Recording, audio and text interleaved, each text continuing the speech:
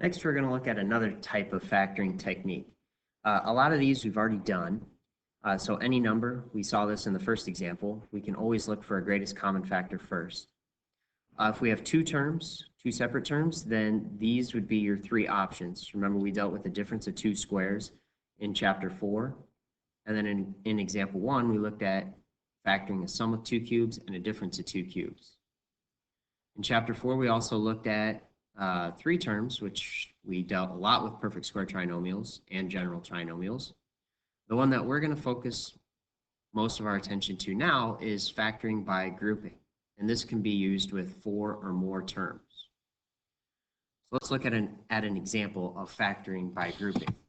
So in this example, letter A, I notice that we have 6 terms here.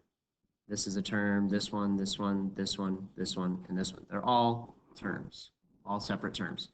So we're going to group, if I have 6 terms, I'm going to group the first 3 together and the last 3 together.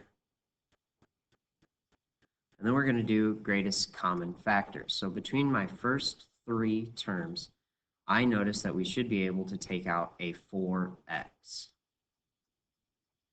If we take out a 4x, we should be left with 2a, plus, if I take out a 4x from this, I'm left with b, and if we take out a 4x from here, we're left with c.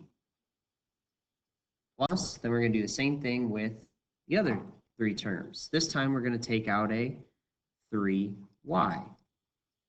That's the greatest common factor between each one of these terms. So if we take out a 3y, we're left with 2a plus b plus c. And if factor by grouping works, and we do it correctly, we should see that in the parentheses is exactly the same thing.